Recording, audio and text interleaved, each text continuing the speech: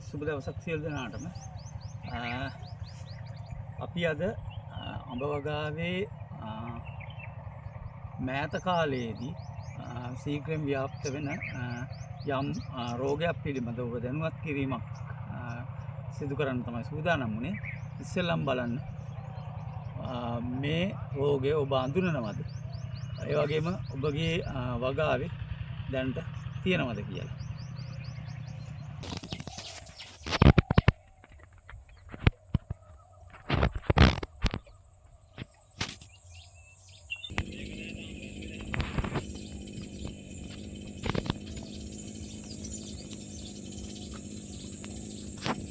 ඉතින් මේ රෝගය සමහරට ඔබ දැකලා ඇති. එහෙම නැත්නම් ඔබේ වගාවේ දැනටමත් තියෙනවා ඇති. ඉතින් මේ රෝගය ගැන අපි කතා කරොත් මේ රෝගය මෑත කාලේ යම් ව්‍යාප්තියක් පෙන්눔 කරනවා. නමුත් මීට පෙර ඇත්තටම මේක අපට වාණිජ වගාවල ඉතා සුළුවෙන් තමයි දකින්න ලැබුණේ. ඉතින් මේ රෝගය තමයි පට්‍ර ගැට ඇති කරන කෘමීන්ගේ හානිය. එහෙම නැත්නම් මේක මැංගොලීප් ගෝල් මිච් කියලා හඳුන්වනවා. මේක ඇති කරන්නේ ප්‍රොකන්ටාරීනියා විස්ටිබුලාටා කියන කෘමිය මගින්. ඉතින් මේ කෘමිය කරන්නේ මේ ලාට්‍රවල බිත්තර දැමීමක් කරන්නේ. ඉතින් බිත්තර දමලා මේක කීටය වර්ධනය වෙනකොට මේකේ ගැට ඇතිවීමක් සිදු වෙනවා. ඉතින් මම මෙතෙන්දි පෙන්නන්නම් මේ වගාවේ යම් රෝග තත්ත්වයක් තියෙන මේක දැන්ට යම් තරමක් මේරු පට්‍ර තියෙන්නේ. ඉතින් මේ ඔබට පැහැදිලිව දැක ගන්න පුළුවන් පට්‍රවල ගැට ඇති වෙලා තියෙන ආකාරය. ඒ වගේම අපි බලමු ලපටි දළු වලට આવොත් මේක කොහොමද කියලා. දැන් මේ පට්‍රය ඔබට පේනවා ඇති මේ තරමක් ලපටි පට්‍රවල මේ රෝගය ඇතිවීම. ඉතින් මේ කෘමිය මේකේ බිත්තර තැම්පත් කරාට පස්සේ කීටයාගේ වර්ධනය සමග තමයි මේ ගැට ඇති වෙන්නේ. ඉතින් මේ පත්‍රය මෝරනකොට මේ ගැට තරමක් විශාල වෙනවා. දැන් මේකේ ඔබට පේන මම පත්‍රයක් කඩලා මේකේ ගැට පැහැදිලිව දැක ගන්න පුළුවන් මේ ගැට විශාල වීමත් සමග. ඉතින් මේ කෘමි හානිය වර්ෂා කාලයේදී මේ කෘමි හානිය ඇතිවීමත් එක්ක දීතික ආසාදනයට ලක් වෙන මේ ලපටි පත්‍ර. ඉතින් මම ඔබට පෙන්වන්න යන්නේ ඒ වගේ අවස්ථාවක්.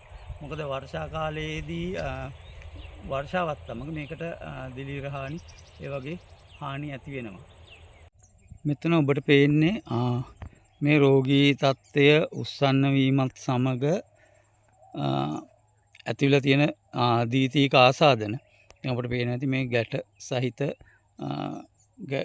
පත්‍ර ගැට ඇති කරන කෘමියාගේ හානිය. ඒ වගේම තමයි ඒක ද්විතීක හානියක් විදිහට ඔබට පේන ඇති මේ කළු පැහැගෙන වෙලා මේක පත්‍රය මැරී යනවා. බොහෝ අවස්ථාවල මේකේ දිලීර ආසාදන ඇති වෙනවා. ඉතින් මේක ගොඩාක් වෙලාට දැක ගන්න පුළුවන් ලපටි පත්‍රවල. දැන් මෙතන මේ රෝගී තත්ත්වය ඉතාම උස්සන්න වෙලා තියෙන පත්‍ර ටිකක් තමයි තියෙන්නේ. මෙතන ඔබට පැහැදිලිව බලා ගන්න පුළුවන්. මේ තියෙන්නේ එවැනි තත්ත්වයක්. මේකේ කෘමි හානිය දීතික ආසාදනයක් ලෙස දිලීර ඇති වෙලා මේක පත්‍රය වියලීමට ලක් වෙනවා. ඉතින් මේක මේ වන විට වාණිජ වගාවල බහුලව දැක ගන්න පුළුවන් තත්ත්වයක්. ඉතින් ඒක නිසා තමයි මම අද ඔබට මේ ගැන යම් පැහැදිලි කිරීමක් සිදු කරේ. ඉතින් මේක අපට ඇත්තටම වගාවට මෑත කාලයේදී ආර්ථිකව හානිදායක මට්ටමට පැමිණෙමින් තිබෙනවා. එතකොට මේකේ ආහාර නිෂ්පාදනය අඩුවීමක් සිදු වෙනවා. ඒකම ශාකයේ ආහාර නිෂ්පාදනය අඩුවීමක් සිදු වෙනවා. ඉතින් ඒක අපිට නිෂ්පාදනය සඳහා බලපානවා. ඉතින් මේ රෝගය අපිට ඇත්තටම පාලනය සඳහා මේක කප්පාදු කරලා මේ රෝගී කොටස් ඉවත් කරන්න පුළුවන්.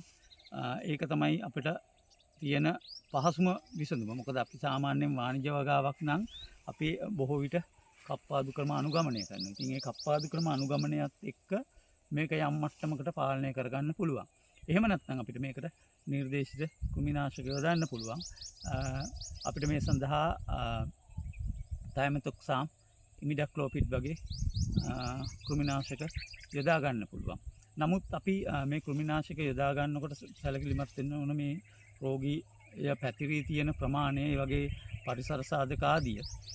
ඒ වගේම තමයි තව මතක් කිරීමක් කරන්න ඕන. දැන් අපි සාමාන්‍යයෙන් අඹ වගාවට ගොඩක් වෙලාවට මල් කාලයේදී අපි කෘමිනාශක යෙදීමක් සිදු කරනවා. ඒ වගේම සමහර අවස්ථාවල ලපටි දළු කාලයේදී කෘමිනාශක යෙදීමක් සිදු කරනවා. ඉතින් මේ කෘමිනාශක යෙදීමත් එක්ක මේ රෝගයේ යම් මට්ටමකට පාලනය වීමක් සිදු වෙනවා. මොකද අපි ඒ ගොඩක් වෙලාවට යොදන කෘමිනාශක මගින් මේක පාලනය වෙනවා. ඉතින් අපිට මේ රෝගී තත්ත්වය වැඩිපුර තියෙනම් මම අර ඉස්සෙල්ලා කියපු කෘමිනාශක යොදා ගන්න පුළුවන්.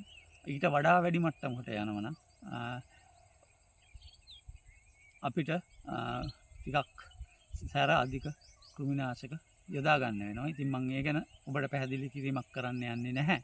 මොකද අපි සාමාන්‍යයෙන් මම පෙර කියපු තයමෙතොක්සාම් එහෙම නැත්නම් ඉමිඩක්ලෝපිඩ් වගේ කෘමිනාශක මගින් මේක අපට අවශ්‍ය මට්ටමට මර්ධනය කරගන්න පුළුවන්.